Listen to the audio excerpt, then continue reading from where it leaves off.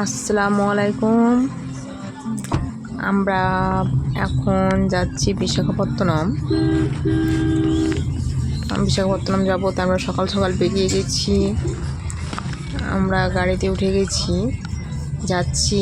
এই গাড়িতে যাব আমরা বহরমপুর খাগড়া রোড অব্দি যাব, মানে খাগড়া স্টেশন, ট্রেন স্টেশন। ওখানে আমরা ট্রেন ধরবো। তো আমরা সকাল সকাল বেরিয়ে গেছি। এটা যেটা গাড়ি ড্রাইভ করছে, এটা আয়াতের বড় পাপা। আমাদেরকে রাখতে যাচ্ছি বহরমপুর খাগড়া স্টেশনে, জন্য আমরা বেরিয়ে গেছি। দেখো, আমাদের বাড়ি থেকে বিশাখাপত্তনম যাবার যে ঘটনা বা পুরো ঘটনায় সেটা দেখতে পাবে এই ভিডিওতে, আমরা দিয়ে দেবো। দেখো, আমরা নেমে গেছি। আমাদের ব্যাগপত্র বার করছে আয়াতের পাপা, লাগেজ বার করছে। সেদিন কিন্তু বিশাল ঠান্ডা ছিল, চরম ঠান্ডা। আমরা বেরিয়ে গেছি। এবার আমরা চলে যাব খাগড়া রোডে। আয়াত কিন্তু ভীষণই খুশি ছিল, ওর পাপা নিয়ে নিচ্ছে আয়াতকে। দেখো, আমরা খাগড়া রোডে চলে এসেছি। কোথায় যাবা? আমরা আয়াতের পাপাটা উঠছে, ব্যাগপত্র এখানে রেখে দিয়েছি। আমরা অপেক্ষা করছি ট্রেনের জন্যে। তো এখানে সেদিন মানে বিশাল ঠান্ডা ছিল, কি বলবো, আমাদের চরম ঠান্ডা ছিল। আর বাবু তো খুশিতে এখানে নাচানাচি করছে,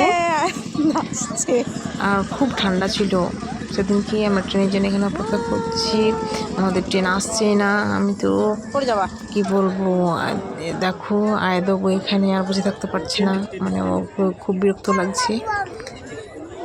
তো ট্রেন দেখার জন্য অস্থির, তার জন্য ওর পাপাকে ফোনে ট্রেন দেখাচ্ছে।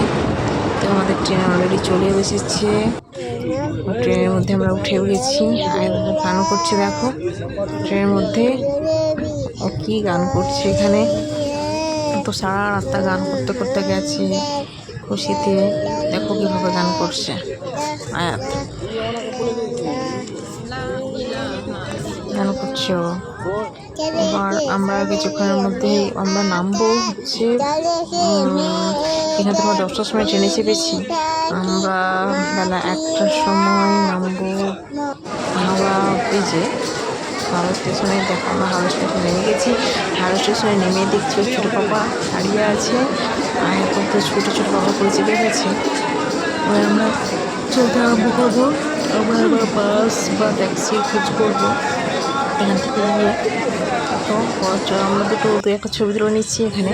এবার আমরা চলে এসেছি বাস স্ট্যান্ডে। দেখো, হাওড়ার ব্রিজটা দেখা যাচ্ছে, দেখো কত বড়, কি সুন্দর লাগছে দেখতে।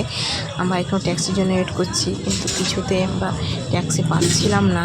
তার জন্যে আমরা বাস ধরবো ভাবছিলাম, কিন্তু কী করবো।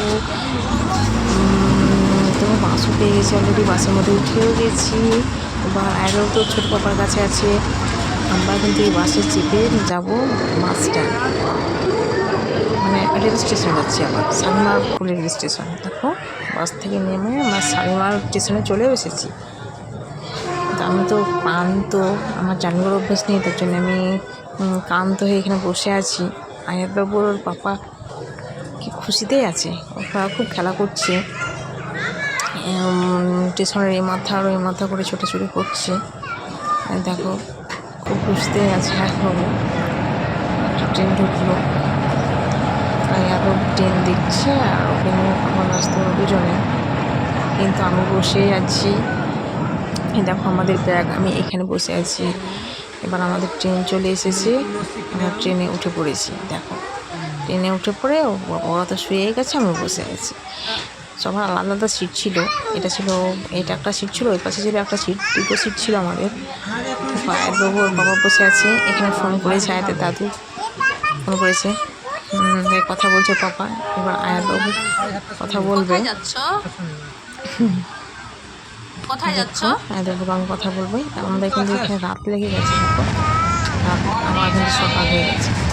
আমার সকালবেলায় এত ঠান্ডা হাওয়া হচ্ছে জানলা দিয়ে, জানলা ধরে বসে আছে, ও তো খুব খুশি। আমরা নেমে পড়বো, ঘুম থেকে উঠে গেছে, ব্যাগপত্র গুটিয়ে নিয়েছি, তারপর নেমে পড়বো ট্রেন থেকে। সব ঘোরানো হয়ে গেছে, নেমে যাবো। এবার দেখো আমরা নেমে গেছি স্টেশনে। এবার আমাদের কিছু ট্যাক্সি না হলে অটো ধরতে হবে। অটো ধরে আমার ভিডিওটা করা হয়নি। দেখো অটো থেকে নেমে একদম আমরা বাড়িতে চলে এসেছি। এই বাড়ির দোতলায় আমরা থাকি।